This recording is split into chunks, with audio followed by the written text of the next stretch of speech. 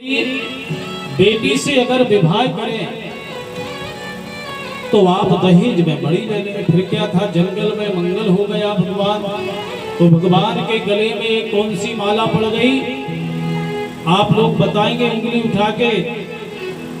आज के कुछ नहीं है, कल कौन सा विवाह मनाया था रुक्मणी जी का, तो एक गले में माला थी, अब कौन सी पड़ चुकी?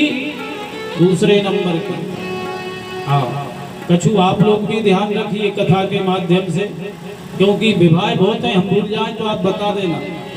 तो मेरे माधव के गले में दूसरी माला पहन गई। बोलिए द्वारकाधीश भगवान की जय जय श्री राम। तो जामवती को लेकर के भगवान आए और सतराजित से कहा कि देखो, तुमने हमारा झूठा इल्जाम लगा करके हमारे पूरे नगर में ढिंढोरा पिटवा दिया। हम प्रमाण पत्र लेके आए, पूछिए किसके पास थी? ये मणि जामवती के पास थी। अब तो सतराजित मुंह लटका के, हे भगवान, मैंने बिगर सोचे समझे द्वारकाधीश पे चोरी लगाई। जो जनता भगवान को माखन चोर कहती थी, वो जनता का रुख पलट गया। देखिए महाराज कि हम तो पहले ही कहते थे द्वारकाधीश के पास कोई कमी नहीं है। अरे जा राजा, शर्म आने चाहिए थी, मेरे द्वारकाधीश पे चोरी का कलंक लगाया। ये जनता का रूप है महाराज, कब किस तरफ हो जाए किसी को पता नहीं है। अब तो सतराजित कहने लगा, महाराज गाली खाते खाते ही मर जाऊंगा मैं चाहता हूं कि सत्यभामा का आप हाथ थाम ले, रिश्तेदारी हो जाएगी, जनता का रुख बदल जाएगा। भगवान ने कहा, जनता फिर कहने लगेगी कि द्वारकाधीश ने किसी ना किसी प्रकार से मणि अपने कब्जे में ले ही ली, चाहो शादी ब्याह करके। भगवान ने कहा, विवाह करेंगे पर मणि नहीं लेंगे, मणि तुम्हारे पास रहेगी और उसमें जो भी 2 भार सोना निकलेगा वो कोषाध्यक्ष में आप जमा कर देना। तो मेरे माधव के गले में तीसरे नंबर की माला जल चुकी। बोलिए श्री द्वारकाधीश भगवान की जय जय श्री राधे। तो सत्यभामा का पाणी ग्रहण संस्कार करा भगवान, और एक बार मेरे माधव इंद्रप्रस्थ गए, जिसको हम दिल्ली बोलते हैं उसका नाम इंद्रप्रस्थ है। और जैसे ही अर्जुन के संग भगवान यमुना पुलन पे घूमने के लिए गए, तो एक कन्या तपस्या कर रही थी। तो भगवान ने कहा, देखिए देवी कौन है? और अर्जुन ने पूछा, देवी आप कौन है और आपका परिचय और आप किस कामना के लिए तप कर रही हैं? कहने लगे, मैं द्वारकाधीश को पति के रूप में चाहती हूँ। अर्जुन हंसने लगे, भगवान आपके ग्रह नक्षत्र तो बड़े उत्तम है। तो अर्जुन के माध्यम से कालिंदी का भी भगवान के संग पाणी ग्रहण संस्कार संपन्न हो गया। बोलिए श्री द्वारकाधीश भगवान की जय हो। ये गले में कौन से नंबर की माला डल गई भैया? 4 नंबर के है ना। एक मित्र वृंद, ये उज्जैन के नरेश थे, और जिनकी बहन का नाम था मित्र वृंदा। वो चाहते थे कि दुर्योधन से रिश्ता जुड़ जाए, क्योंकि संपन्न थे, और बहन जी को बड़ा समझाया कि भैया दुर्योधन के ही गले में माला डालना है। पर जैसे ही माधव की मुस्कान देखी, सारे वादे भूल गई, और मेरे माधव के गले में मित्र वृंदा ने माला डाल दी। बोलिए द्वारकाधीश भगवान की जय जय श्री राम। और जो खटपट हुई तो उंगली पकड़ के 9 2 11 मेरे द्वारकाधीश हो गए। एक थी महाराज कौशलाजित नग्नजित, इन्होंने प्रतिज्ञा ली थी कि मेरे 7 बैलों को जो नाथेगा एक साथ, उसी के संग मैं अपनी बेटी का विवाह करूंगा। महाराज एक से बढ़ के राजा आए, सबने बैलों ने मार तोड़ करके हाथ पैर सबको भगा दिया। पर मेरे माधव तो हमेशा गोपाल है, गौओं के साथ बाल काल से ही उन्हें चराया है। तो मेरे माधव ने एक साथ 7 रूप बना करके 7 बैलों को नाद दिया और सत्या देवी से मेरे माधव का विवाह हो गया। बोलिए श्री द्वारकाधीश भगवान की जय। जय जय श्री राधे। एक थी श्रुत कीर्ति, वो चाहते थे कि भगवान मेरे बेटा बना, पर भगवान तो देवकी वसुदेव यशोदा मैया के ही बेटा थे। क्या करा जाए, तो अपनी बेटी का विवाह करके शास्त्रों में दामाद भी बेटा के ही समान माना जाता है। तो अपनी बेटी का विवाह कर दिया और मेरे माधव के गले में ये माला डाल दी। कौन सी 7वें नंबर की। बोलिए द्वारकाधीश भगवान की जय। जय जय श्री राधे। और एक बार भगवान ने घूमती हुई मछली को भेदन करके लक्ष्मण से अपना पानी ग्रहण संस्कार हो गया। बोलिए श्री द्वारकाधीश भगवान की जय। जय जय श्री राधे। ये भगवान के अपन ने 8 विवाहों का वर्णन अलग अलग करा। और भगवान रुक्मिणी जिनके पहले पुत्र हुए, जिनका जैसे ही भगवान ने रास रचाया था और कामदेव को चुनौती दी थी कि मैं कृष्ण इन्हें नव युवतियों के संगे रास रचाता हूं, एक पत्नी के साथ 2 पत्नी के साथ तो सभी ब्रह्मचर्य का पालन, मगर मैं कृष्ण नव युवतियों के साथ ब्रज गोपनाओं के साथ ताता थैया करके गलबैया डाल करके नृत्य करूंगा। अगर मेरे मन में थोड़ा सा भी विकार उत्पन्न करके बता दे तो जो हार जाएगा वो बनेगा बेटा और जो जीतेगा वो बनेगा बाप। तो वो ही आज कामदेव प्रद्युम्न के रूप में भगवान के प्रथम पुत्र हो गए। और धीरे धीरे करके अब भगवान का विस्तार होने लगा। और जैसे ही भगवान के जब 8 विवाह हो गए और बाकी के विवाह पूरे एक साथ हो गए। क्यों कि उस राजा ने सोचा था कि जैसे मेरे माधव ने विवाह कराए तो सारे राजाओं को हरा करके बाकी नव युवतियों को ला करके एक जहर खाने में डाल रखा था। और जैसे ही माधव को पता लगा और सत्यभामा को साथ लेकर के उन कारावास से उन बालिकाओं को मुक्त करा और भगवान के चरणों में निवेदन करा। कहने लगे अब हम कहाँ जाए, अरे जो जेल में चला जाए उससे कौन शादी करेगा। पहली बात तो जेल का नाम सुनते ही सब गड़बड़ है, और स्त्री जाति अगर जेल में है तो कहने लगे ना तो हमारा कोई हाथ थामने वाला है माधव, और हमारे घर वाले भी हमें स्वीकार नहीं करेंगे। इससे अच्छा तो आप हमें जेल में ही मर जाने देते। मेरे माधव कहते हैं कि जिसके सारे दरवाजे बंद हो जाए और मेरा दरवाजा उसके लिए हमेशा खुला है। सबों ने एक संगे निवेदन करके भगवान के चरणों में जीवन हवाले कर दिया। ए जीवन है तेरे हवाले मुरलिया वाले। और सबों ने बढ़िया प्रेम से भगवान को विविध अंगीकार दिया और भगवान ने विविध सबको अलग अलग व्यवस्था करके भगवान ने बढ़िया प्रेम से सबका यथा योग सत्कार करके प्रत्येक रानी से 10 बेटा। तो भगवान के विवाह कितने हैं 16,108 जे हैं मेरे कन्हैया के ठाठ। अब प्रत्येक रानी से 10 बेटा 1 बेटी। अब भगवान का परिवार कितना हो गया घर जाके हिसाब कर लेना। धीरे धीरे करके अब भगवान का 56 करोड़ परिवार अकेला मेरे प्रभु का था। आज हम एक दो और हमारे दो में ही चल रहे, और एक वो है कि हमारे 10 और हमारे उनके 20।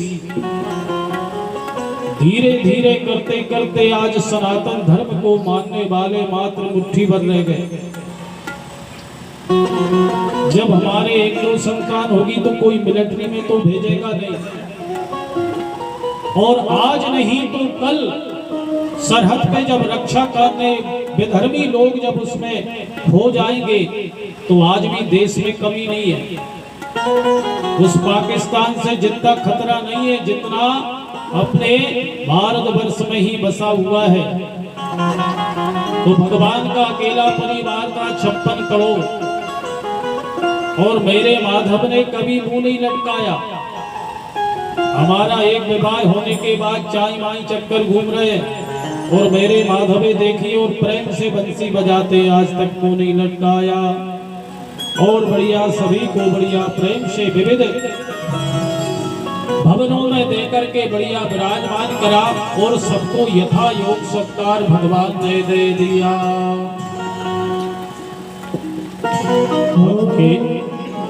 अकेली गई थी ब्रज में, अकेली गई थी ब्रज में, कोई नहीं था मेरे मन में। अकेली गई थी ब्रज में, कोई नहीं था मेरे संग में। मोर पंख वाला मिल गया हो, मोर पंख वाला मिल गया, मोर पंख वाला मिल गया, मोर पंख वाला मिल गया। अकेली गई थी ब्रज में, कोई नहीं मेरे संग में।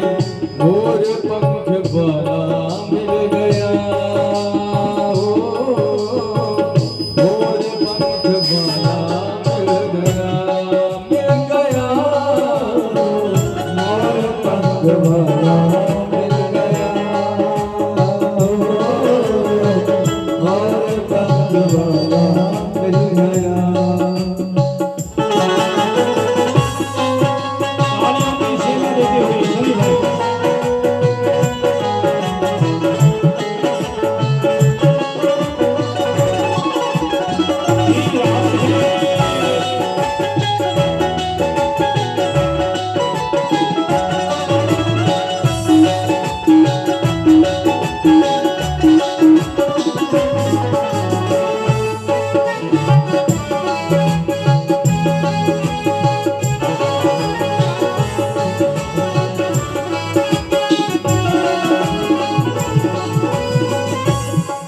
नींद चुराई बंसी बजा के, चैन चुराया चैन चुरा के।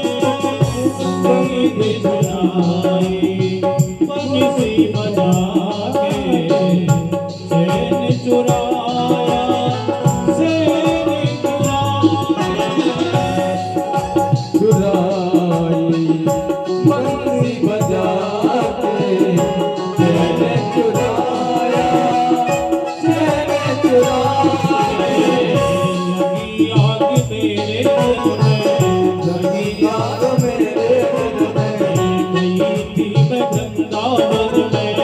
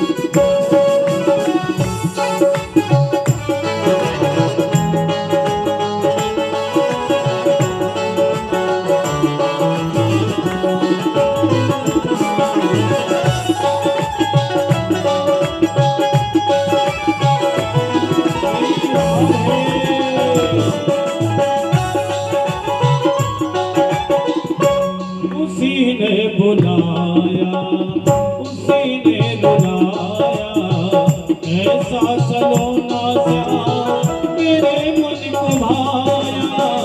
उसी ने रुलाया, उसी ने रुलाया, ऐसा सलोना श्याम मेरे मन को भाया।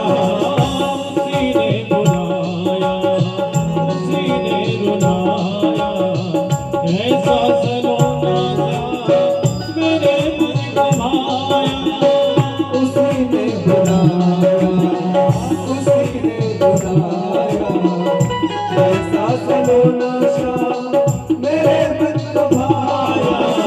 तेरी बाल चाल देखी, तेरी बात चाल देखी, तेरा मुकुट भी देखा, तेरा मुकुट भी देखा। मोर पंख वाला मिल गया, मोर पंख वाला मिल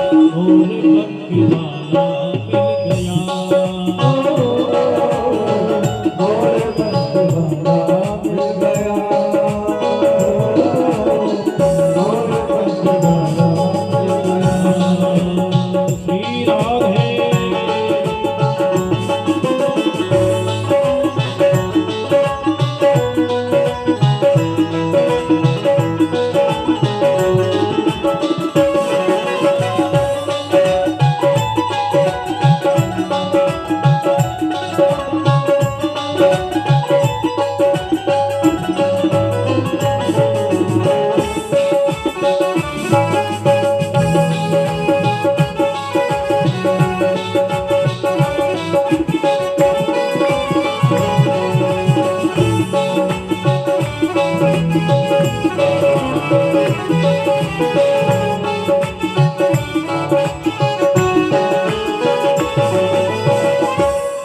के बिहारी मेरे हृदय में बसाओ, तेरे बिन श्याम मुझको कहाँ चैन पाओ। के बिहारी मेरे हृदय में बसाओ, श्याम मुझको कहाँ चैन पाओ। के बिहारी मेरे हृदय में बसाओ, तेरे बिन कहाँ चैन पाओ। बाके बिहारी हृदय में बसाओ, तेरे बिन श्याम सुंदर कहाँ चैन पाओ। लगन लगी तन मन में, लगन लगी मेरे मन में। ढूंढ रही थी वृंदावन में, वृंदावन में कौआ चराते मिल गया, मोर पंख वाला मिल गया। मोर पंख वाला मिल गया, मोर पंख वाला मिल गया। अकेली गई थी ब्रज में, मिल गई थी ब्रज में। कोई नहीं था मेरे मन में, कोई नहीं था मेरे मन में। मोर पंख वाला मिल गया, मोर पंख वाला मिल गया। मोर पंख वाला मिल गया, मोर पंख वाला मिल गया, मोर पंख वाला मिल गया, मोर पंख वाला मिल गया।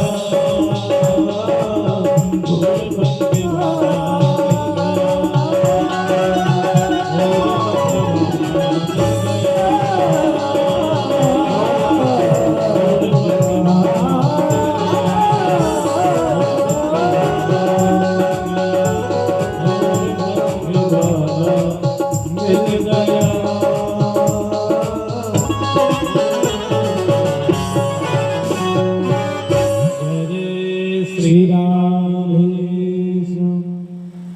और भगवान के जो प्रथम पुत्र है उनका विवाह ये साक्षात कामदेव का ही रूप है। और जैसे ही जन्म हुआ तो राक्षस रण करके ले गया, समुद्र में फेंक दिया। संबासुर ने और मछली पकड़ वालों ने मछली पकड़ी, विशाल दिखी तो उन्हीं को जाके समर्पित कर दी। मछली को चीरा तो वहां में बालक दिखा, लालन पालन होने लगा भगवान के पुत्र का। और जैसे ही लालन पालन के लिए जब नारद जी ने पता दे दिया कि तुम्हारे पति देवता प्रकट हो चुके हैं, तुरंत ही आई सेवा के लिए। पर सेवा करते करते जब वो बड़े हो गए तो एक बार पूछा कि साची साची बताना आप हैं कौन, क्योंकि आपके सेवा भाव से आपके आंखों में मुझे ममत्व नहीं दिखता। कहा कि स्वामी हमको ही भूल गए, अरे हम आपकी जन्म जन्म की अर्धांगिनी हैं और आप जिसके इधर वास कर रहे हैं ये दुष्ट तुम्हें मारने वाला है। और भगवान के पुत्र ने छल बल के साथ जो राक्षस प्रभु के साथ करने वाला था, सब दुष्टों को संहार करके जन्म हुआ था। जब से चले गए थे और जब मिले तो बहू रानी के साथ आकर के प्रणाम करा। इस प्रकार से भगवान के इसी प्रकार विवाह बेटों के फिर उनके होता करके इस प्रकार से भगवान का 56 करोड़ परिवार हो गया। और धीरे धीरे करके भगवान यही चाहते थे कि मैं इस धराधाम का भार उतारने के लिए आया हूं। कहीं ऐसा ना हो कि मेरे जाने के बाद मेरा परिवार ही इस जगत पे भार ना बन जाए। तो राजा हमेशा शिक्षा देते थे। मेरी द्वारकाधीश एक बार सभी बाल गोपालों को लेकर के भगवान भ्रमण के लिए लेके गए और बच्चों से कहा कि बच्चे जाओ क्रीड़ा करिए। और मेरे माधव तो एक वृक्ष के नीचे सहन कर रहे थे, गेंद खेलते खेलते कुआं में गिर गई। और जैसे ही बालकों ने देखा तो भारी गिरगिट उस कुआं में पड़ा और आकर के कहा प्रभु से कि आज तक हमने इतना बड़ा गिरगिट हमारे जीवन में नहीं देखा। मेरे माधव ने उसे निकलवाया और भगवान का स्पर्श पाते ही भगवान ने कहा श्रीमान जी आपका परिचय। तो परिचय देने लगा कि आप मुझे नहीं जानते। अरे जाना उसको जाता है जिसकी कोई विशेषता हो, क्योंकि बात करने से ही पता लग गया कि कहने लगे आप मुझे नहीं जानते। तो बताते हैं निगो नाम नरेंद्रो हम इक्ष्वाकुतनया प्रभु दान स्वाख्यायमानेषु यदि ते कर्णमस्पृशम्। कहने लगे राजन आप मुझे नहीं जानते, मैं राजा नृग हूं। भगवान ने कहा कि भैया जब आप राजा हैं तो इस कुएं में क्या कर रहे हैं? कहने लगे बस ये लंबी कथा है। कहने लगे जब भी आप दानवीर की लिस्ट में नाम देखोगे तो सबसे ऊपर मेरा ही नाम मिलेगा। मेरे माधव ने कहा कि आपने दान क्या करा? जय जय श्री राधे। हमारे परम प्रिय मित्र हेमंत धाकड़ जी और उनके साथ में प्रवीण भैया धाकड़ जी अपना अमूल्य समय निकाल करके भगवान की कथा में समय देने के लिए, विप्र लोगों की सेवा करने के लिए आप करतल ध्वनि करके बढ़िया प्रेम से इनका स्वागत करें। जय जय श्री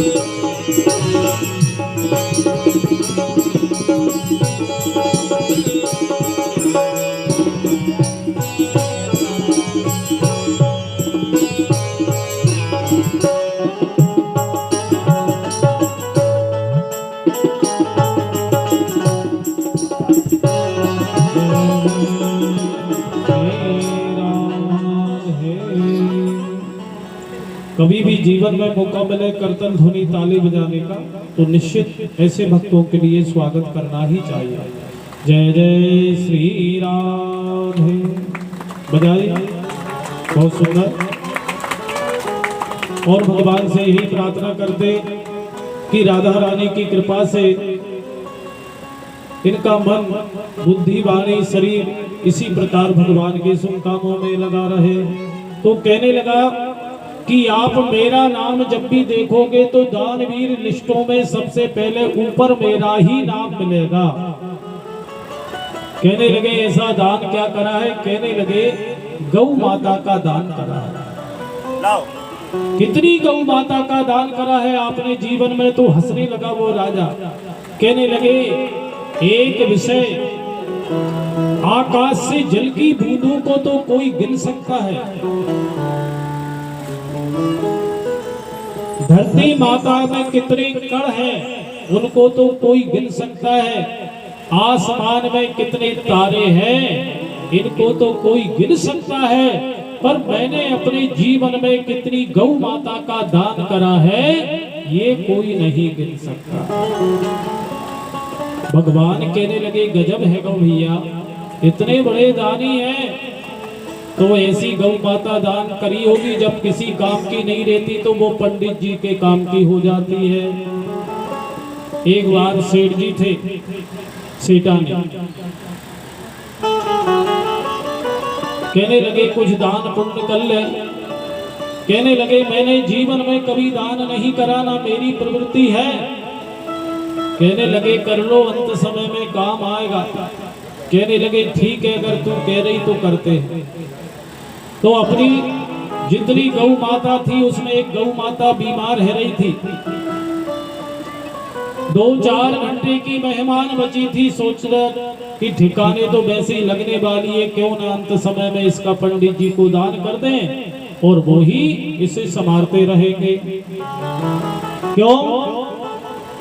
क्योंकि मरने वाली तो वैसे ही थी।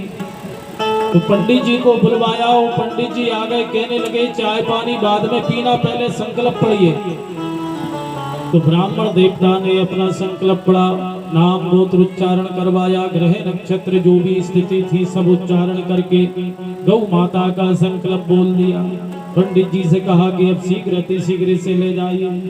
अब पंडित जी ने 2-4 जनों को और बुलवाया, उस गौ माता को उठा करके अपने घर लेके आए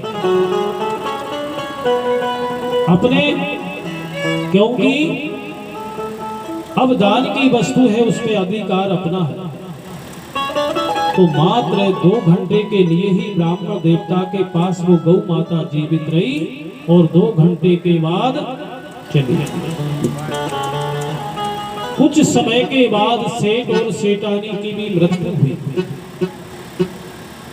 और जैसे ही पहुंचे तो अपना वही खाता है जो जैसा कर्म करता है कोई भी है, चाहे ब्राह्मण है, क्षत्रिय है या वैश्य है या शूद्र है, भगवान के पास सबका बराबर हिसाब, कोई नहीं बचेगा।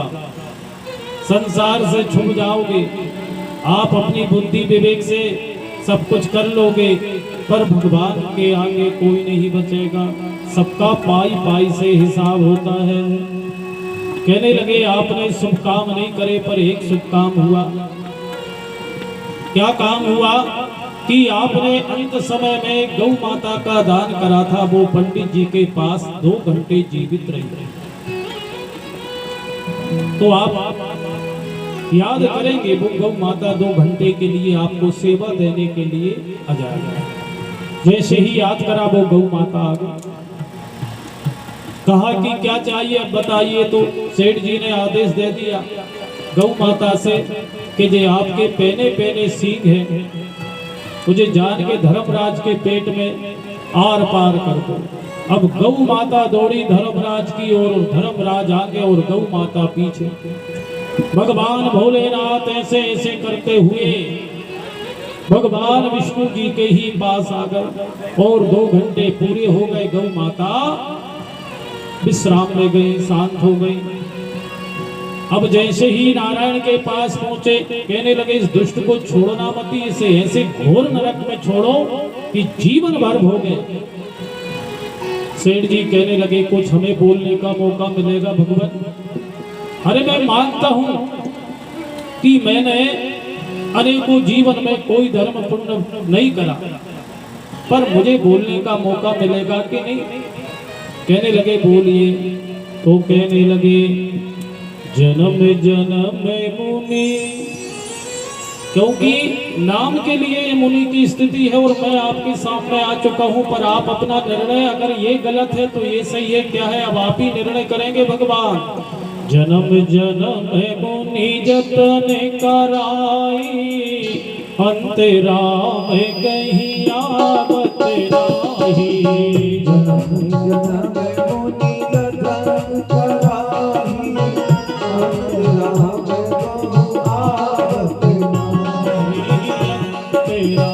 कहीं आवत राही।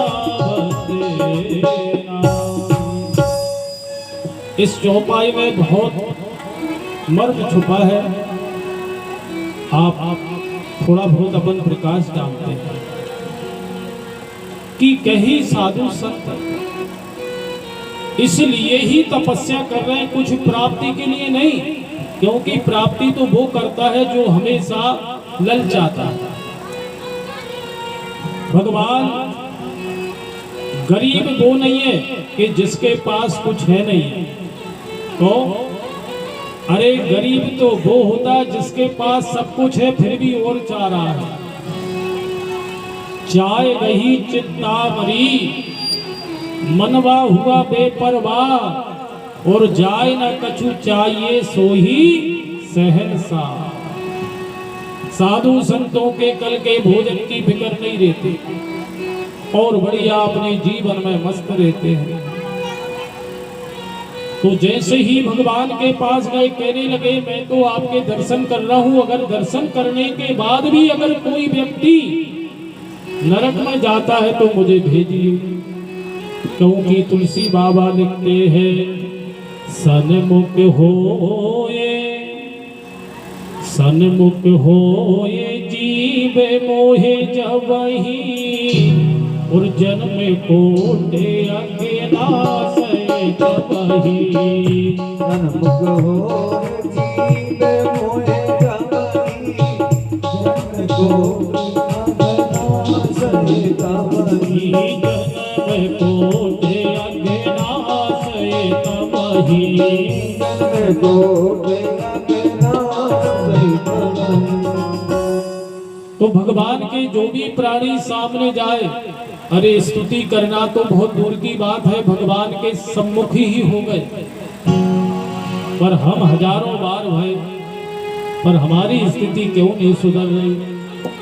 बाबा ने तो लिखा है कि सन्मुख होए जीव मोह जबहि, पर हम कितने बार मंदिर गए, कितने बार भगवान के सामने आए, हमारी हालत क्यों नहीं सुधर रही? राम राम सब कोई कहे, दशरथ कहे न को। एक बार दशरथ कहे सुकोटि यज्ञ फल हो। तो हम भगवान के सम्मुख हैं शरीर से, मन का लगा है आपके कीमती जूता चप्पल जो आप भारे उतार के आए मंदिर में, कि कहीं कोई स्लीपर ना पहन जाए, कहीं आपके जूते ना पहन जाए। घर में बहू बेटा क्या कर रहे होंगे? तो मन आपका भार है मंदिर के और शरीर है आपका मंदिर में। और भगवान शरीर को महत्व नहीं देते, शरीर को महत्व तो ये दुनिया वाले देते हैं। ऊपर से आडंबर, बढ़िया सौंदर्य, भले अंदर छुरा चलते हो हृदय में, पर भगवान बाहर की आभा से प्रसन्न नहीं रहते। भगवान देखते हैं हृदय को। क्यों? क्योंकि प्रभु को जिसने प्राप्त करा है वो अपने हृदय में जो तामस भरे हैं, काम क्रोध मद लोभ सब लाथ में रख के पंत, और इनसे बचना है तो भगवान को अपने हृदय में विराजमान करिए, फिर आपको परेशान नहीं करेगा। ऐसा कोई प्राणी नहीं है जिसको लोभ ना हो। भले ही कोई कहे कि महाराज हमें लोभ नहीं है, पर हम कहते हैं कि ये पांचों चीजें हर व्यक्ति के अंदर होती है। ऐसा कोई प्राणी नहीं है जिसमें काम ना हो, ऐसा कोई प्राणी नहीं है जिसमें लोभ ना हो, ऐसा कोई प्राणी नहीं है जिससे मात्सर्य ना हो, ईर्षा ना हो। पर इन चीजों को उठने का मौका मत दीजिए। भगवान का जब भजन करेंगे तो संयम बना रहेगा। अगर भगवान का भजन नहीं करेंगे तो फिर ये परेशान करने लगेगा। एक बार एक व्यक्ति ने भगवान की पूजन करते करते थक गया। एक ने बता दिया कि भैया इतने में तो भूत प्रेतों की अगर सेवा करते तो वो ही प्रसन्न हो जाते। और तुलसीदास जी ने पहले भूत को ही प्रसन्न करा है। जब भगवान से भेंट हुई है हनुमान जी फिर प्रभु से, तो देख करके उसने भूत को जागृत कर लिया। सोते उठते बैठते भूत परेशान करने लगा कि मुझे काम दीजिए। ये काम बताया, सेकंड में फिर आ गए। अब ऐसा ही हालत हो गई, चिंता के मारे नहीं वो खा जाएगा भूत। किसी सदगुरुदेव के पास गए, उन्होंने कहा कि एक डंडा गड़ा दो बांस का आंगन में और कहो कि इस पे चढ़ो और उतरते रहो, चढ़ो और उतरते रहो, और जब तुम्हें काम पड़े सो अपना काम करवाओ और बोल दो। इसी प्रकार हमारा मन अगर खाली रहेगा तो आप निश्चित मानिए गलती ही काम करेगा। जब भी आप खाली रहे तो माला क्या रहती, वही बांस है जो ब्राह्मण देवता जपते हैं। इधर से इधर आ गए और उधर से उधर आ गए, मन फ्री नहीं रखते। उसी प्रकार मन को अगर स्वच्छ रखना है तो भगवान का भजन करिए, निश्चित आपका कल्याण होगा। इस प्रकार से वो भी भगवान के धाम गए तो कहने लगे मैंने कोई बूढ़ी गौ माता का दान नहीं करा महाराज। तो फिर गिरगिट क्यों बन गए? कहने लगे पयस्विनी, हमेशा दुग्ध देने वाली। भगवान ने कहा मरकनी गाय होगी, इसलिए कहने लगे नहीं, कामधेनु। कहने लगे जब आपका गाय माता सही है, दुग्ध देने वाली है, तो फिर क्यों? कहने लगे बूढ़ी ढेड़ी नहीं, कहने लगे पैसे। गौ माता के खुरों को चांदी से जड़वा करके, सींगों को स्वर्ण से जड़वा करके यथा योग मैंने ब्राह्मण देवताओं को दान करी। ये कथा को सुनते रहिए, आखिरी में आपको सब समझ में आएगा। भगवान ने कहा कि आपने इतना सारा दान कराए, पर ये बताइए कि आपने इतना होते भाई भी गिरगिट क्यों बने? तो राजा कहने लगा हमारे जीवन में एक छोटी सी गलती हो गई। क्या गलती हो गई? कि धोखे से मैंने पंडित जी की गौ माता को अपनी गौ माता समझ। धोखे से समझने में जो स्थिति है, और जो जानबूझ करके गड़बड़ कर रहे हैं उनकी गति क्या होगी वो तो भगवान ही जानेगा। तो जैसे ही पंडित जी को राजा ने दान करी वो गौ माता, तो रास्ते में ले जा रहे थे और जिनकी गौ माता थी उन पंडित जी ने देख ली। पंडित जी से कहा सुनो पंडित जी, ये काम कब से चालू कर दिया गया पंडिताई छोड़ के? ये शोभा नहीं देता आप। तो पंडित जी ने कहा कि आप कहना क्या चाहते हो? कहने लगे भैया ये चोरी करना छोड़ दो।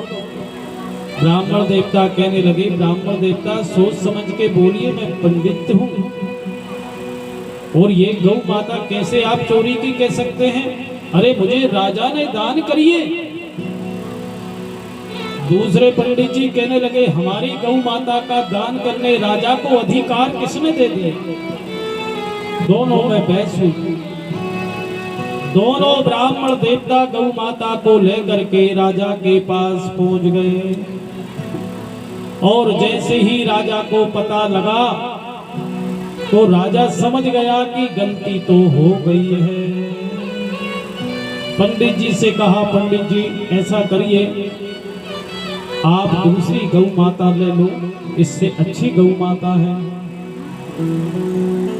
कहने लगे कि मैं जीवन में कभी किसी का दान लेता ही नहीं। अपने घर में गौ माता है, दूध पाना, भगवान का भजन करना, मस्त रहना। तो हमारा अन्न कैसा है, उसे खाएंगे तो हमारी बुद्धि भी वैसी ही होगी। तुम्हारा पैसा कैसा है हमें कोई पता नहीं है, ना तो हम किसी का दान लेते। तो दूसरे पंडित जी से कहा जिसे दान करी थी कि पंडित जी आप ही इनको वापस कर दो, मैं आपको वापस कर दूं। तो जिसे दान करी थी वो पंडित जी कहने लगे कि अब आपकी गौ माता नहीं है, इसमें अधिकार मेरा हो चुका है, आपने मुझे दान कर दिया। जैसे हम कोई चीज दान करते हैं 10 बार बताते हैं कि फलानी चीज जो पहन रहे हैं वो हमने दी। अरे अब आपकी नहीं, आप दे चुके ना। अरे जिंदगी भर आपकी रहेगी तो फिर आपका मतलब क्या निकला उस चीज को देने से।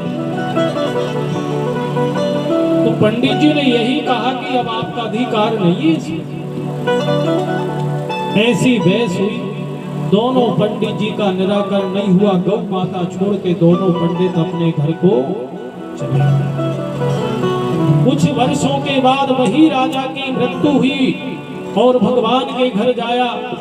जब उसका वही खाता देखा, चौतरफा धर्म ही धर्म, जितने भी पन्ना पलटाए सब में कहने लगे राजन आपने अपने जीवन में अच्छे से अच्छे कर्म करे, पर जब आखिरी पन्ना बचा तो एक छोटा सा दाग लगा दिख गया। कहने लगे राजन थोड़ी गलती तो हो गई जीवन में, बताइए पहले धर्म भोगोगे कि पाप। राजा ने सोचा पाप थोड़ा सा पहले पाप ही भुगा दो, और जैसे ही ऐसा बोला तो वही राजा आज गिरगिट बन करके कुएं में गिर गया। और भगवान के स्पर्श पाते ही वह राजा भगवान को प्रणाम करते हुए सीधे स्वर्ग धाम को चला गया। बोलिए श्रीमद्भागवत महापुराण की जय। जय श्री राधे। तो इस कथा से हमें यही मिलता है कि किसी के धन का हरण नहीं करना चाहिए, और पंडित का धन का जो हरण करता है वो 60 वर्ष योनि विष्टा का कीड़ा बनता है। जय जय श्री राधे।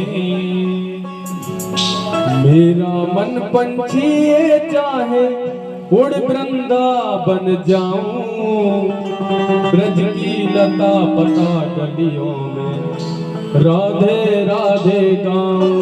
मैं राधे राधे गाऊं, मैं श्यामा श्यामा गाऊं। मैं राधे राधे गाऊं, मैं श्यामा श्यामा गाऊं। मैं राधे राधे गाऊं, मैं श्यामा श्यामा गाऊं। मैं राधे राधे गाऊं, मैं श्यामा श्यामा गाऊं।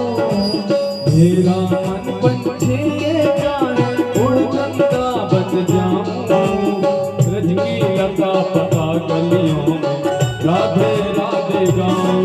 मैं राधे राधे गाऊं, मैं श्यामा श्यामा गाऊं। मैं श्यामा श्यामा गाऊं।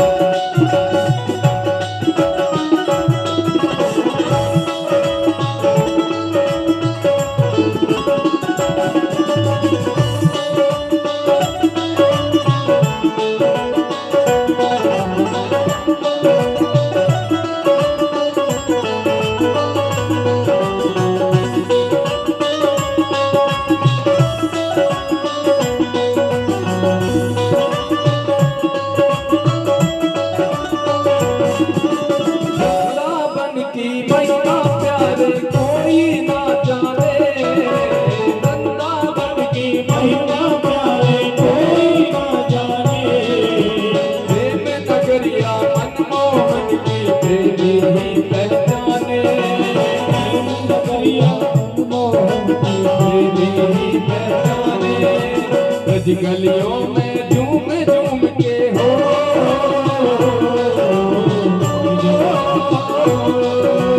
ब्रज गलियों में झूम झूम के राधे राधे गाऊं ब्रज की लता पता गलियों में राधे राधे गाऊं राधे राधे गाओ मैं श्यामा श्यामा गाओ राधे राधे गाओ मैं श्यामा श्यामा गाऊं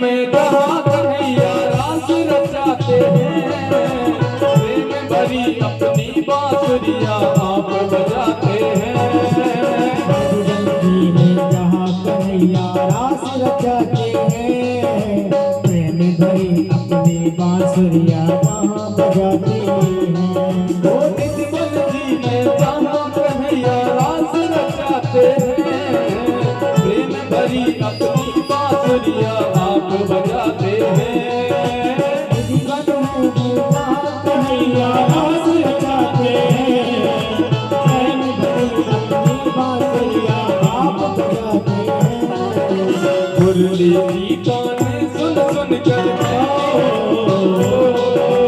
मुरली की ताने सुन सुन कर मैं भी बहाना चाहूं वृंदावन की ना बन गई राधे राधे गाऊं मैं राधे राधे गाऊं मैं श्यामा श्यामा गाऊं मैं राधे राधे गाऊं मैं श्यामा श्यामा गाऊं मेरा मन पंछी ये चाहे उड़ वृंदावन बानूं मेरा मन पंछी ये चाहे उड़ वृंदावन जाऊं ब्रज की लता पता गलियों में राधे राधे गाऊं मैं राधे राधे गाऊं मैं श्यामा श्यामा गाऊं मैं राधे राधे गाऊं मैं श्यामा श्यामा गाऊं मैं राधे राधे गाऊं मैं श्यामा श्यामा गाऊं मैं राधे राधे गाऊं मैं श्यामा श्यामा गाऊं जय जय श्री राधे। तो अपने बच्चों को भगवान ने शिक्षा दी कि ऐसा ना हो अनीति करने लगे, क्योंकि भगवान सोच रहे थे। तो भगवान ने शिक्षा दी अपने बालकों को लेकर के कि एक इतनी सी गलती होने के कारण पंडित जी की गौ माता को अपनी गौ माता समझने से इतना बड़ा धर्मात्मा राजा गिरगिट बन गया। और भगवान यही शिक्षा देते थे, क्योंकि भगवान का परिवार बहुत बड़ा था। एक पौंड्रिक राजा थे और इनका जो मित्र था काशीराज, दोनों में बड़ी मित्रता थी। ये उस समय की बात है, भगवान जब धरती पे थे। अगर आज कोई नए नए भगवान पैदा हो जाए तो कोई बड़ी बात नहीं है। भगवान जब साक्षात इस धराधाम पे थे तब भी नकली भगवान बन गए थे, भगवान के होते। पौंड्रिक राजा ने कहा कि भैया क्यों ना हम दोनों मिलकर के इस भोली भाली जनता को बेवकूफ बनाए। मैं कहता हूं कि तुम ही भगवान बन जाओ। और भगवान जैसा ही रूप बना लिया, 4 हाथ हो गए, वो जो खटका दबाया तो भगवान की तरह उड़ने लगा। कहा कि भैया काशीराज के भगवान तो बन गए, पर जब तक द्वारकाधीश रहेगा जब तक आपकी कोई पूजन नहीं कर पाएगा। और भोली भाली जनता भी बढ़िया चढ़ावा आने लगा और मिलजुल के आधा आधा करके रखने लगे और पत्र लिख के भेज दिया भगवान की सभा में कि हे वासुदेव तू नकली है, असली भगवान तो अब पैदा हुए हैं। हम आ रहे हैं तुम्हें देखने के लिए। भगवान ने कहा कि कष्ट मत करो, दूध से कह दी कि हम ही सुबह उनसे मिलने के लिए आएंगे। पौंड्रिक राजा थरथराने लगा, कहां उलझा दिया भैया। अरे अच्छे भले भगवान जो भी चढ़ावा आ रहा था प्रेम से चल रहा था। काशीराज ने कहा कि भगवान बनने तो थोड़ी रिक्स तो उठाना पड़ेगी और चढ़ावा चलने लगा। और ये तो भोली भाली जनता है। बोलिए पौंड्रिक भगवान की, किसी की भी जय बुलवा लो। ऐसी जय जयकार होने लगी थी उसकी भी। और देखा कि भगवान जैसे ही आए भगवान भी हंसने लगे। हे भगवान गजब है गयो, बिल्कुल वैसा ही रूप बना लिया। मेरे माधव को उस पे प्रेम आ गया कि इसने कुछ भी करा पर मेरा चिंतन तो करा। अरे चित्र उसका बनाओगे जिसको आपने अच्छी तरीके से अपने नेत्रों से देखा हो, वो ही चित्र बना सकता है। तो भगवान ने उसको भी अपने धाम पटा दिया और काशी राज का सिर गोविंदाय नमो नमः काशी में फेंक दिया। बोली श्री द्वारकाधीश भगवान की जय जय श्री राधे। एक बार नारद जी को लगा कि भगवान इतने बड़े परिवार में कैसे रहते हैं। अब देखिए भगवान की लीला कि अगर हम भगवान कृष्ण की लीला को न समझ पाए तो लोग बाग उल्टा सीधा ही अर्थ निकालते। कोई भी कुछ लिख देगा उसे और अपन दूसरे मोबाइलों में पहुंचाते हैं। ये पता नहीं है कि इसमें धर्म अपना है और बदनामी भी अपनी है। हर बात भगवान पे कृष्ण पे उदाहरण आता है कि भगवान ने रास रचाया तो भगवान ने जन्म होते से ही जहर भी पिया है। अगर आगे के भगवान के काम करना है तो सबसे पहले आप जहर पी के बताइए। और अगर कुछ करना है तो भगवान 7 वर्ष के थे तब एक उंगली पे हम कह रहे हैं आप 2 ही हाथ से 5 किलो का पत्थर 2 घंटा उठा के बता दीजिए। मेरे माधव ने 7 कोस का गिरिराज 7 दिन धारण करके रखा था। और भगवान कृष्ण की कथा बड़ी विचित्र होती है। राम जी की कथा तो बड़ी सरल है। राम कृष्ण दोहु एक है, अंतर नहीं इनमें।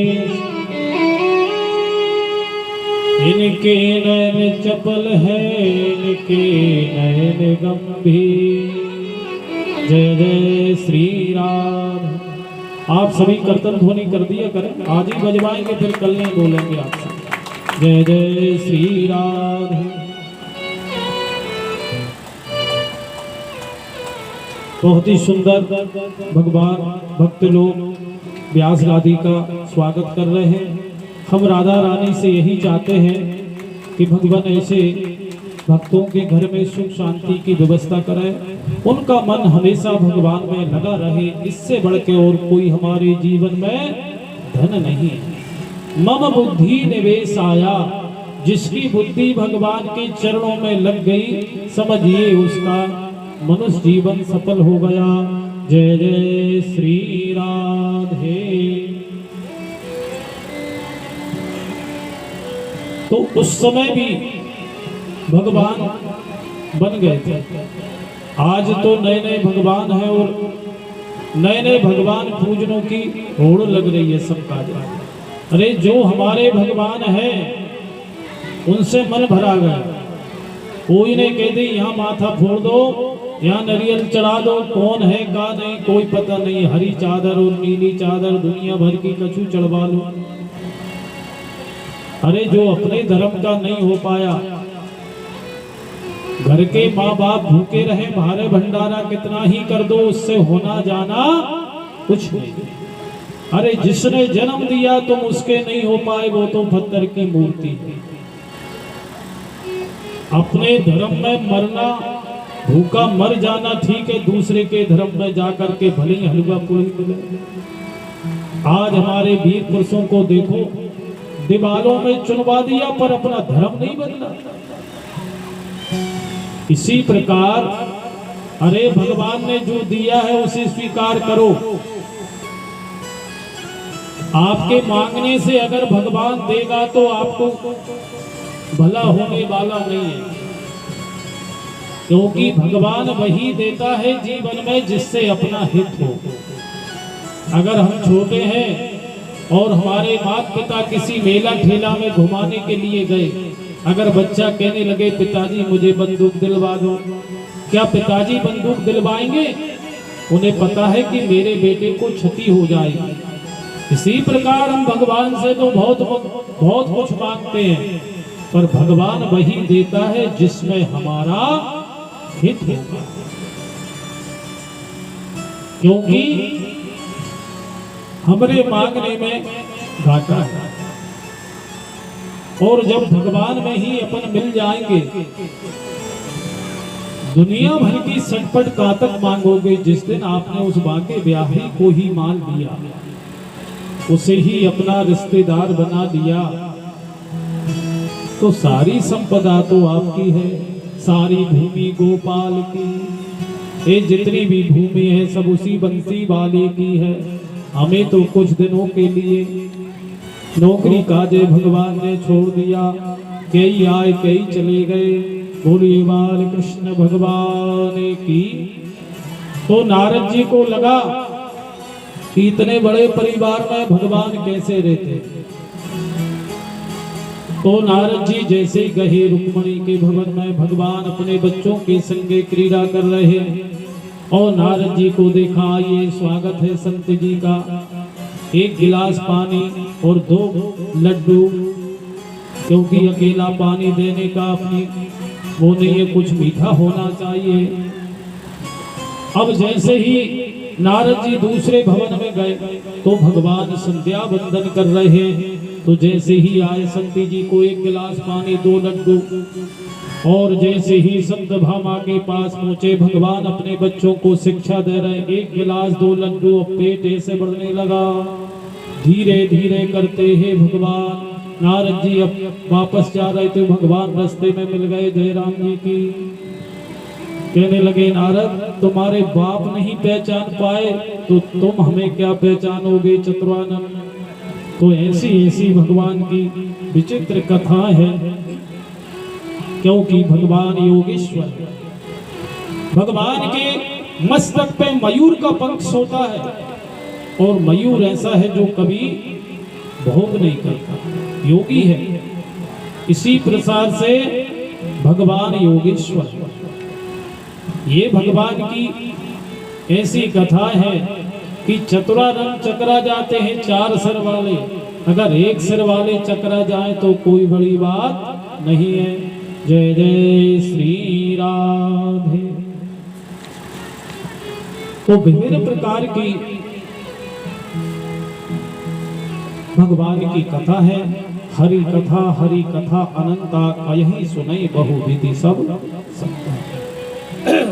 और भगवान की जो साप्ताहिक कथा होती है ये शताब्दी की तरह होती है, और जिसका आज विश्राम दिवस की ओर है। आप लोगों ने ऐसी गर्मी में अपने गृह तारीख को त्याग करके ऐसी गर्मी में बैठ करके भगवान की कथा सुनी व्यास गादी से। आप सभी ग्रामवासी दूर अंचलों से जो भी आए हैं, सबको बढ़िया राधा रानी की कृपा आप सभी के घरों में बनी रहे। जय जय श्री राधे।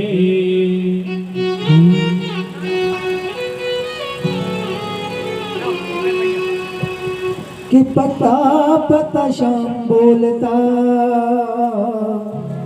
कि पता पता शाम बोलता, श्री राधे। ओ राधा नाम की, ओ राधा नाम की, तालियों की सेवा देना पड़ेगी सभी को। की लगाई फुलवारी के पत्ता पत्ता शाम बोलता। राधा नाम की लगाई फुलवारी के पत्ता पत्ता श्याम बोलता। राधा नाम की लगाई फुलवारी के पत्ता पत्ता शाम बोलता। राधा नाम की लगाई फुलवारी के पत्ता पत्ता श्याम बोलता। कि पत्ता पत्ता शाम बोलता, कि पत्ता पत्ता शाम बोलता। ये पत्ता पत्ता श्याम बोलता है, ये पत्ता पत्ता श्याम बोलता। राधा नाम की, राधा नाम की, राधा नाम की लगाई फुलवारी के पत्ता पत्ता शाम बोलता। राधा नाम की लगाई फुलवारी के पत्ता पत्ता श्याम बोलता।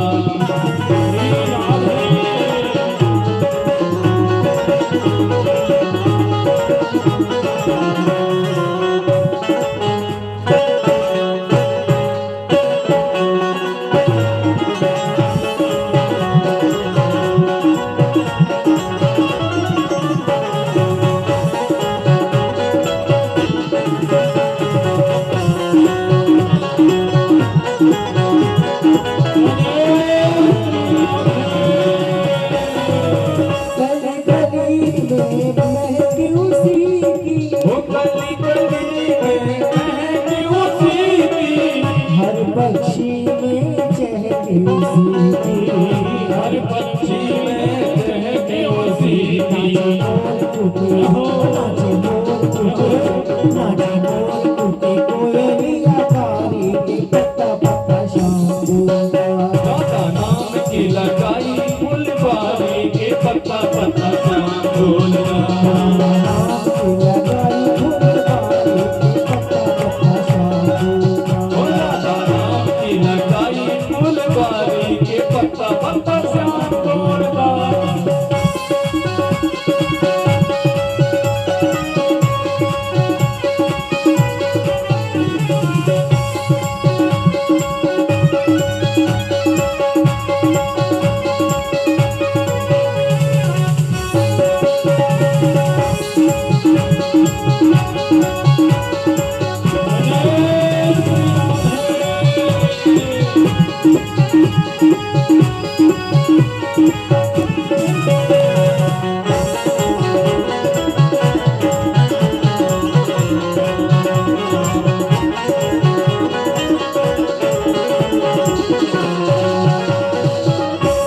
गली गली में खिल गया उपवन, गली गली में खिल गया उपवन। महक उठा सारा वृंदावन। महक उठा सारा वृंदावन। गली गली तुझे गली गली तुझे गली गली में शोभा के पत्ता पत्ता शाम बोलता। नाम की लगाई फुलवारी के पत्ता पत्ता श्याम बोलता। पत्ता पत्ता शाम बोलता, पत्ता पत्ता शाम बोलता। ये पत्ता पत्ता श्याम बोलता है, ये पत्ता पत्ता श्याम बोलता। राधा नाम की लगाई फुलवारी के पत्ता पत्ता शाम बोलता। नाम की लगाई फुलवारी के पत्ता पत्ता श्याम बोलता। राधा नाम की लगाई फुलवारी के पत्ता पत्ता शाम बोलता। नाम की लगाई फुलवारी के पत्ता पत्ता श्याम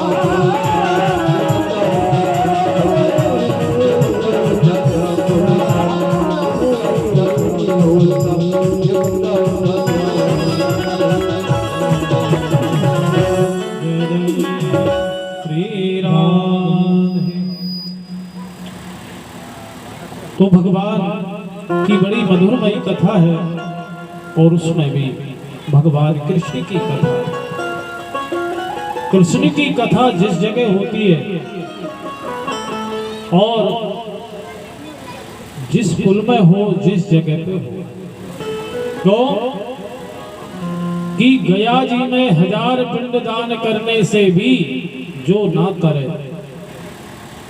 और वो भगवान की कथा से निश्चित करेगा, ये भगवान का वचन है। जय जय श्री राम। ब्राह्मण देवता आशीर्वाद देने के लिए आए, बहुत बहुत स्वागत, साधुवाद। आप लोग सभी कर्तव्य ध्वनि करके ब्राह्मण देवता का आशीर्वाद लें।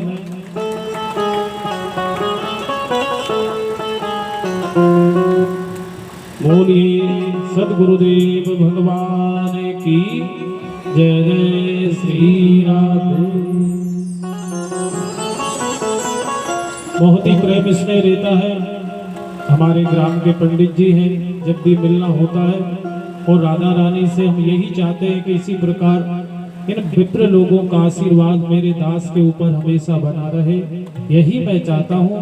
और यही सबसे बड़ी मुझे संपदा है, क्योंकि मेरा जीवन तो जो मुझे भगवान ने दिया है, जो मेरे भाग में है वो ही रहेगा। पर भगवान की कथा, ये जीवन कितने दिन के लिए है मुझे कोई पता नहीं है, ना आप लोगों को अपना पता है। पर मरने के बाद जाएंगे तो भगवान भी हो सकता है 2 ताली बजा देंगे कि मैंने तुम्हें मनुष्य का जीवन दिया था, तो उसका आपने सदुपयोग करा।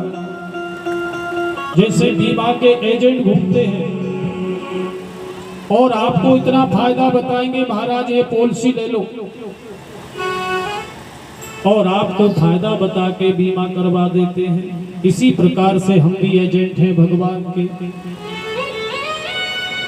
भगवान का नाम सुनाते हैं, भगवान से जोड़ते हैं। जैसे उन्हें कमीशन मिलता है, इसी प्रकार मरने के बाद भगवान कहेंगे बेटा मात्र हलवा पूरी में ही उलझे रहे कि किसी को भगवान की ओर मोड़ा भी आपने, और पता लगा कि मात्र अपना ही भला करते रहे, किसी जीव को उस परमात्मा से नहीं जोड़ा। इसी प्रकार भगवान से जोड़ने का ही काम होता है। 3 प्रकार की श्रेणी है, समझिए। हम लोग हैं जीवात्मा। क्या है? जीवात्मा। और भगवान होता है परमात्मा, और जे के बीच में रहता है उसका नाम रहता है महात्मा। हम हैं जीवात्मा और सबसे ऊपर है परमात्मा, और जे के बीच में महात्मा है। जैसे बिचौलिया का काम रहता है मिलवाना। जब विवाह रिश्ता करवाते हैं, कहते महाराज ऐसा भोजन बनाएगी कि उंगली खाट जाओगे, इतनी सुंदर बहू मिलेगी। और उधर लड़के वाले के पास भी जाकर के बढ़िया इधर की 2 शब्द अच्छे सुना दिए, और लड़की वाले कने जाके कह दिया कि अगर उस जगह रिश्ता हो गया तो रानी बन के रहेगी, तो दोनों को मिलवा दिया। इसी प्रकार जो विप्र लोग हैं, साधु संत हैं, वो जीव आत्मा को परमात्मा से मिलाने के लिए ही बीच में होते हैं। बोलिए संत भगवान की, श्री सद्गुरुदेव भगवान की जय जय श्री राम। सुखदेव मुनि राजा परीक्षित जी को कथा सुना रहे हैं, जो 7 दिन के मेहमान हैं। कई बार शब्द आया दीन बंधु भगवान। तो राजा परीक्षित जी ने कहा कि कभी भगवान ने दीनों पे दया करी है कि नहीं? अगर करी है और ऐसा कोई प्रसंग है तो आप हमें सुना दीजिए। अब सुदामा जी की याद आ गई। बोलिए दीन बंधु भगवान की जय जय श्री राम। कृष्ण सी सका कश्चित ब्राह्मणो ब्रह्मवेत्तमः विरक्त इंद्रियार्थेषु प्रसन्नात्मा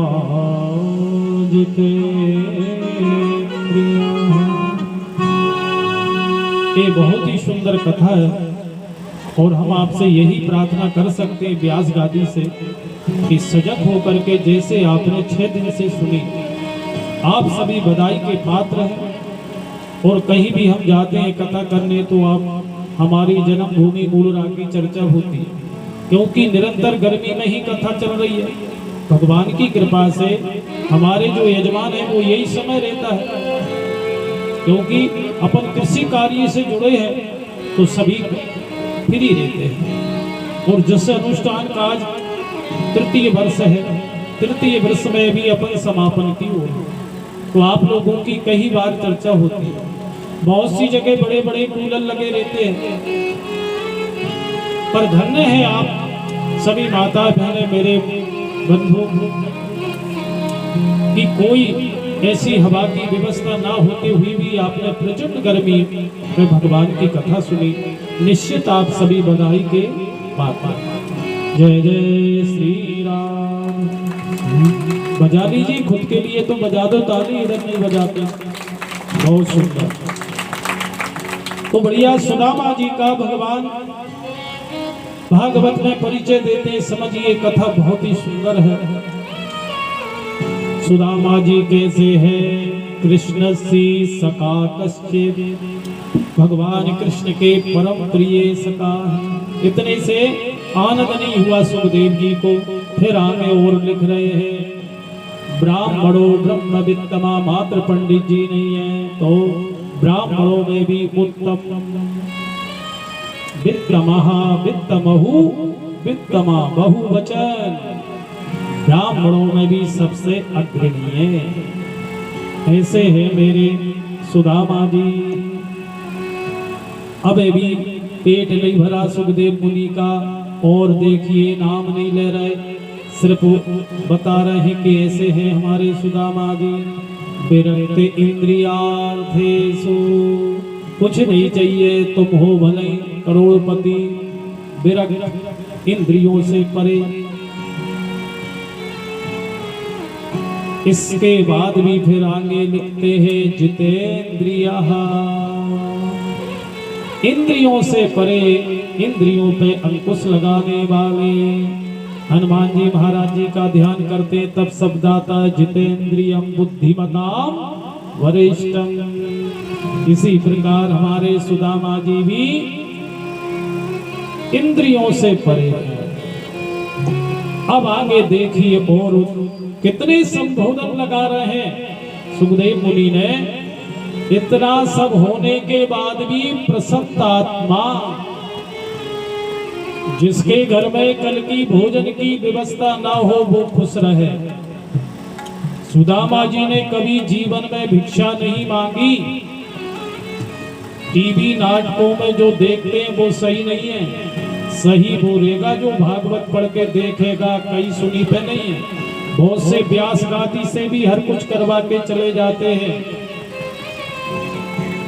कौन सी किताब में क्या लिखा है वो ठगाएगा। और मैं तो ये कहता हूं कि सबसे बढ़िया सुंदर काम है, 4 वेद नहीं पढ़ सकते क्योंकि उसके लिए कुछ नियम है, पर कम से कम रामायण जी आप पढ़ो। 4 भैया नहीं है, वो चारों वेद ही हैं। और जिसने अपने जीवन में रामायण जी पढ़ ली उसे कोई ठगने वाला नहीं है, पर हम पढ़ते नहीं हैं। जिसने जैसा बता दिया उसी पे भरोसा करते हैं, क्योंकि त्रेता युग में भी काल ने भी जैसे महात्मा बन के हनुमान जी को धोखा दे दिया था, और आज के समय अगर धोखा दे दें तो कोई बड़ी बात नहीं है। मात्र चोला रंगने से कोई संत नहीं है, और मात्र धोती कुर्ता पहनने से कोई पंडित नहीं होता। और उसी प्रकार संबोधन कर रहे हैं कि ब्राह्मण नहीं, ब्राह्मणों में भी उत्तम वित्तमहा, और हमेशा अपने इंद्रियों से परे। भगवान ने सोचा कि मेरा मित्र कभी मेरे पास नहीं आया। ऐसे स्वाभिमानी थे, जिसका मित्र इतना बड़ा हो, अरे हमरा धोखे से कहीं के मंत्री से हाथ मिल जाए तो फेसबुक पे हम ही छा जाते हैं, देखिए भैया, और वही फोटो लगेगा जहाँ सब लोग बैठते हैं, और फिर बातचीत देखिए, अरे उनसे आगे हमें बहुत अच्छे परिचय है। फिर आप देखिए महाराज, और मेरे सुदामा जी को देखिए कि जिसका मित्र द्वारकाधीश हो, ऐसी स्थिति में रहने के बाद भी कभी ये मन में नहीं आया कि मित्र से कुछ लेके आओ। ये होती है मित्रता। पर भगवान को याद आ गई कि मेरा मित्र कभी आने वाला नहीं है, तो भगवान ने अपना रूप बदल करके सुदामा जी के घर आ गए। ये है भगवान और ये है भगवत्ता, तू चल एक पग, ये भगवान का वचन है कि तू चल एक पग मैं चलो पग 60। जो भी प्राणी भगवान की ओर अगर एक कदम बढ़ाएगा तो परमेश्वर 60 कदम वैसे ही आगे आ जाएगा। और भगवान कहते हैं कि तू कर्रो काट, अगर तू मेरी तरफ नहीं आएगा, जैसे मुर्दा पड़ा रहता है अकड़ में, जैसे लकड़ी डंड पड़ा रहता है, इसी प्रकार तू अकड़ में रहेगा। तू कर्रो काट तो मैं लोहे की राट। फिर भगवान से भी कोई कर्रा कोई नहीं है। तो भगवान के भजन का प्रभाव देखिए, भगवान समझ गया ये आने वाला नहीं है, तो भगवान ही दरवाजे पे आए और आवाज लगा दई भिक्षाम देहि। अब घर में तो कुछ हो तो दे, क्यों सुशीला घर में कुछ है नहीं है। ब्राह्मण जी को इतना मान सम्मान इस लोक में मिला, सुशीला को दारिद्र बता दिया। सुखदेव मुनि ने पंडितान को दारिद्र बता दिया। क्यों कि सुदामा जी के पास कुछ नहीं है और कुछ चाहते भी नहीं। पर पंडित जी तो बाहर चले गए, घर की स्थिति तो पत्नी ही देखती है। जब बच्चे बिल के भूख में, तो माँ से ही तो कहते हैं कि माँ भोजन दे दो। कभी बन गया तो दे दिया, और कभी कह दी आज एकादशी है, आज बन नारायण की सेवा करेंगे। जिस दिन घर में कुछ नहीं है, बादना एकादशी बच्चे भी मान लेते थे। अब कब एकादशी आ जाए सुदामा जी की, तो पत्नी की चिंता रहती थी कुछ ऐसी व्यवस्था हो जाए तो इन बच्चों को हमेशा एकादशी का व्रत ना रखना पड़े। इसी वजह से दारिद्र लिख दिया। भगवान की दृष्टि में जो कछु चाहता है वो दारिद्री है, और जिसको कुछ नहीं चाहिए वो सबसे बड़ा मालदार है। तो भगवान ने सोचा कि मित्र तो मेरा नहीं आएगा, पर मुझे ही जाना पड़ेगी। भगवान चले गए और बोले सुदामा जी के घर आकर के भिक्षा देही। अंदर से सुशीला आई, कहने लगे महाराज मैं आपको भिक्षावृत्ति नहीं करवा सकती। क्यों कि मेरे घर में सुदक है। ओहो सुदक, देवी जी कौन सी सुदक है? अरे एक तो 10-12 दिन की रहती है, 27 दिन की होगी, मूल आदि पड़ गए। कहने लगे महाराज ऐसी सुदक नहीं है मेरे घर में। तो क्या हुआ है? कहने लगे महाराज मेरे घर में दारिद्र देव का जन्म हो चुका है और ये सूदक कभी मिटने वाली नहीं है। भगवान समझ गए कम शब्दों में घर की स्थिति क्या है सुदामा जी। और भगवान कहने लगे देवी जी हमें ऐसा लगता है कि ये सुदामा जी का घर है।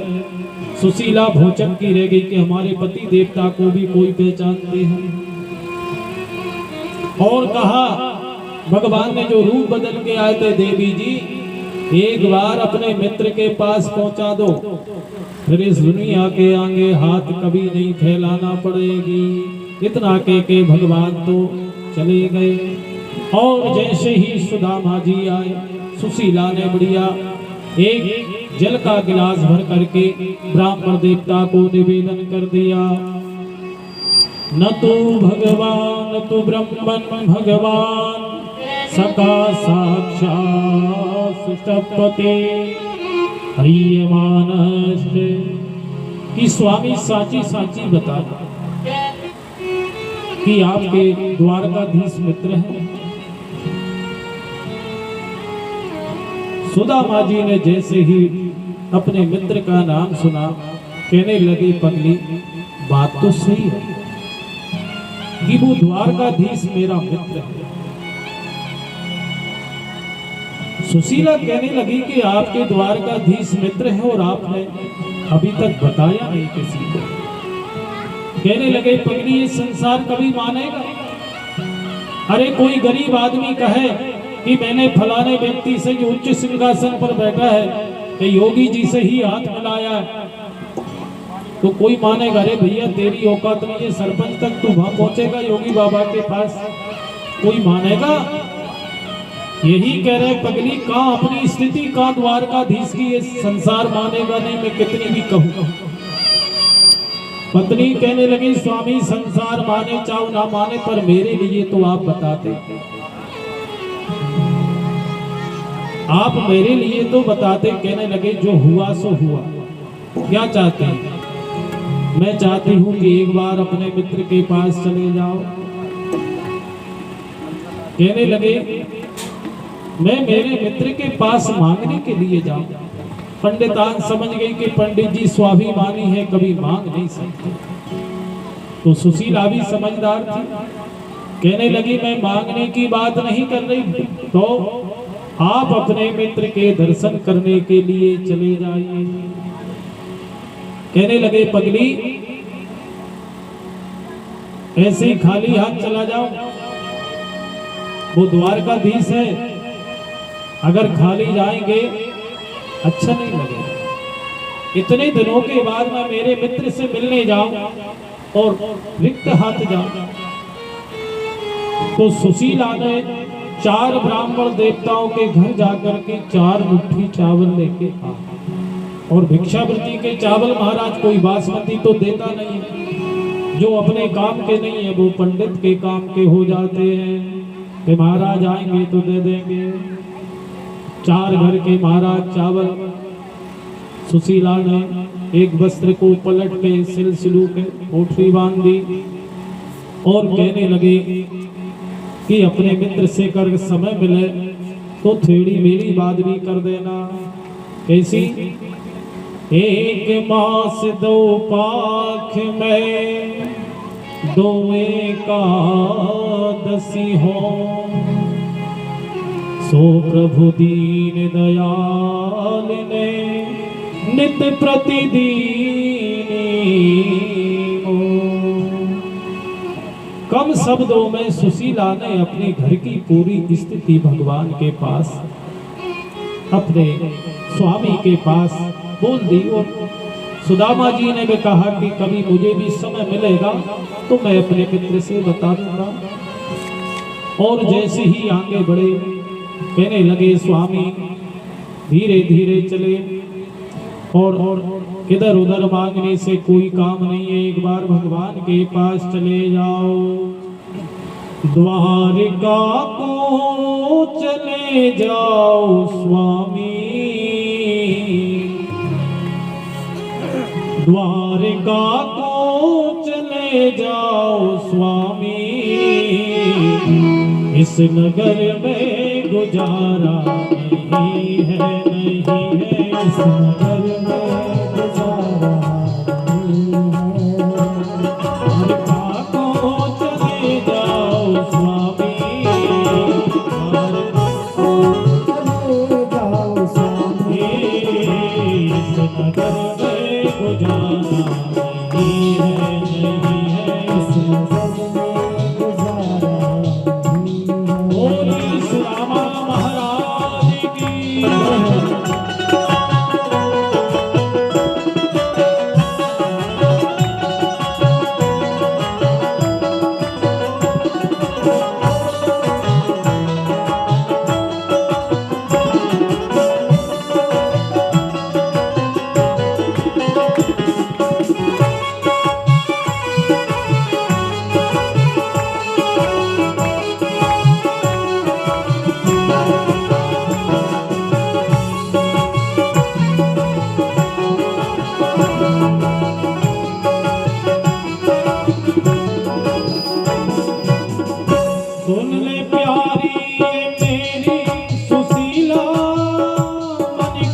तृष्णा हुई है न होगी।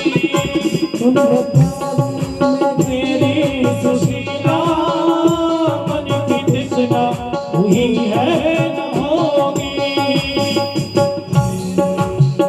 सुन ले मेरी सुशीला मन की तृष्णा हुई है न होगी। बस लगता है सारा जमाना, लगता है सारा जमाना, बस लगता है सारा जमाना। लगता है सारा जमाना।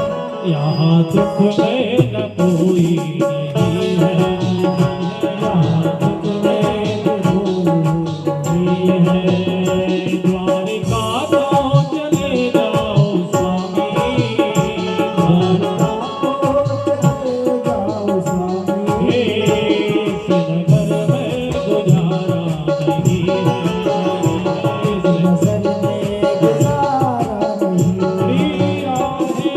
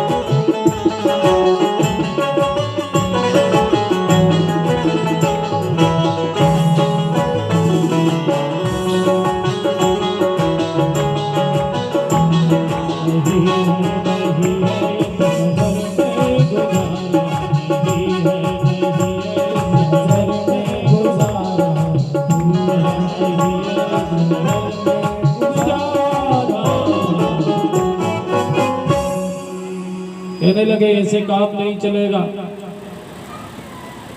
अरे हाथ फैलाना है तो भगवान के पास फैलाइए, रोना है तो भी भगवान के पास रोइए। जगत के आगे आप अपना रोना बताओगे तो आपकी गरीबी का मजाक ही उड़ाया जाएगा।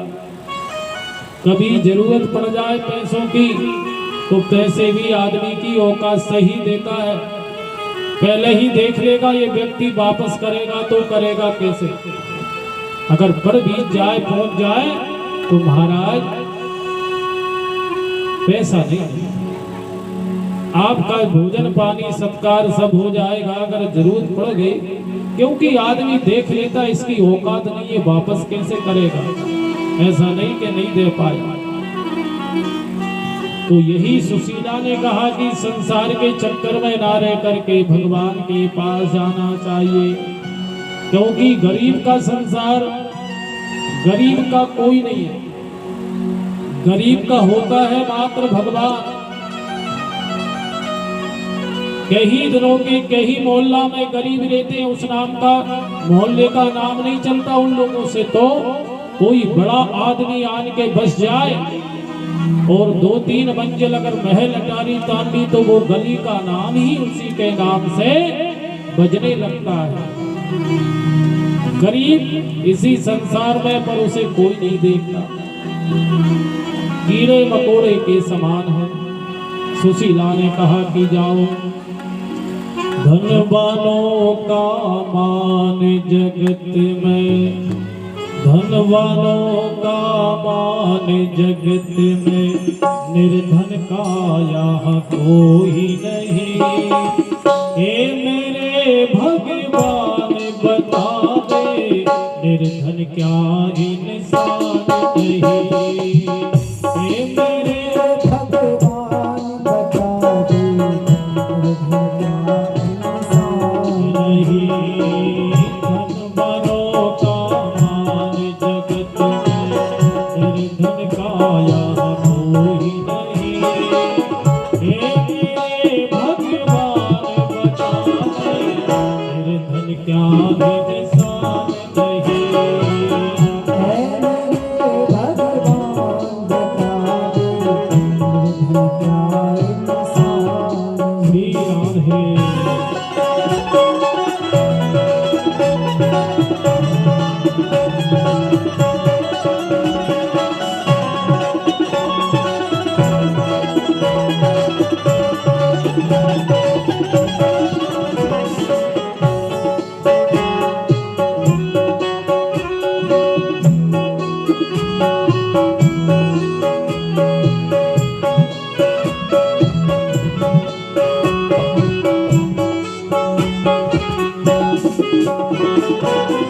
किसी के घर में अन्न धन लक्ष्मी, किसी के घर में अनाज नहीं, किसी के घर में अन्न धन लक्ष्मी, किसी के घर में अनाज नहीं, किसी के घर में अन्न धन लक्ष्मी, किसी के घर में अनाज नहीं, किसी के घर में अन्न धन लक्ष्मी, किसी के घर में अनाज नहीं।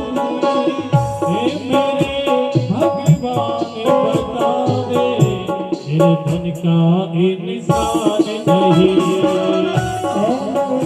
भगवान बता दो मेरे धन का इंसान नहीं धनवानों का मान जगत में, तेरे धन का यहाँ कोई नहीं। हे मेरे भगवान बता दे, तेरे धन का इंसान नहीं। मेरे भगवान बता दो मेरे धन का इंसान श्री राधे।